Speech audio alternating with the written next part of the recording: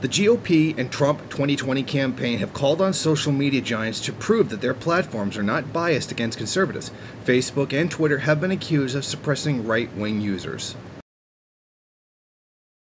Now, a letter was sent on Thursday from the Republican National Committee and the Trump 2020 campaign manager Brad Parscale, which addressed personally Facebook CEO Mark Zuckerberg and the Twitter CEO Jack Dorsey. Both social media platforms have announced a crackdown on fake news and Russian bots in recent months, under mounting pressure from Congress and the media seeking an explanation for Hillary Clinton's defeat in the 2016 presidential election. Twitter has recently announced that it would prioritize certain tweets and hide others in order to improve the quality of conversations on the platform, prompting complaints by supporters of President Donald Trump that they are being throttled or shadow banned. Now, the main concern that they have is the assault on fake news. Now, they've come with an announcement that third-party conventions are going to be used in order to fact-check certain stories. But the individual news organizations that have been chosen, BuzzFeed, CNN, Univision, Huffington Post, and The Atlantic, are all very much Democratic-leaning institutions, which means they certainly have the ability to kibosh any story that would contradict the narrative being put out by Hillary Clinton or even the Democratic Party. And they are certainly right. They're certainly right to be concerned about it, because it's not like these organizations aren't without their biases, their own dishonesties about certain world events. I mean, we often lament how they lie about the war in Syria. This does not mean that they would lie. This does not mean that they would not lie about their domestic political opponents. And they are big pushers of the conspiracy theory that Russia somehow stole the presidential election in favor of U.S. President Donald Trump.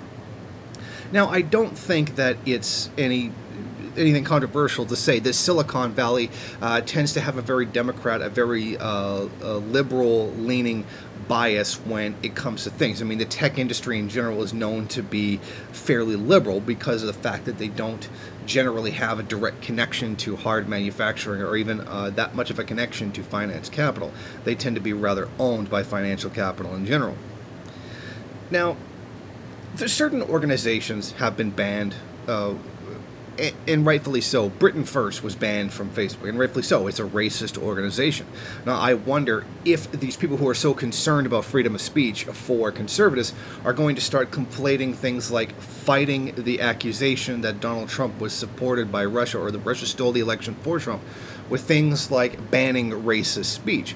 Now, freedom of speech is a very difficult thing, and often valid and fair criticisms of certain social phenomenon do end up getting labeled as hate speech and banned from social media platforms, unjustly so, because there is still a right to challenge the narrative that is put down formally by the mainstream media, and often many of those things that do need to be challenged are often squashed, falsely labeled as hate speech.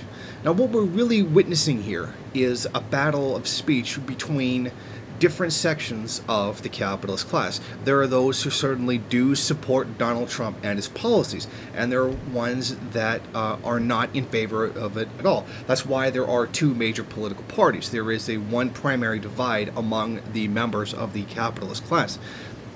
Certain ones want things like a better healthcare system because it's more efficient for getting workers into work because they tend to work when they're not sick and dying, and there are others who are simply opposed to it on the basis of making money. My example of the battle over Obamacare was a great example of that. So we should be very careful when trying to take a side in this issue, because we are witnessing the bourgeoisie attempting to control speech for one section of it for another. And the one person that is definitely going to get left out of this conversation is the working class when it has any valid criticism of the system. Thank you for watching. If you like this program, then please head over to my Patreon page and set up a monthly donation. It's your donations that keep this program running. Also, if you would like, please rate, comment, subscribe, and share in various social media.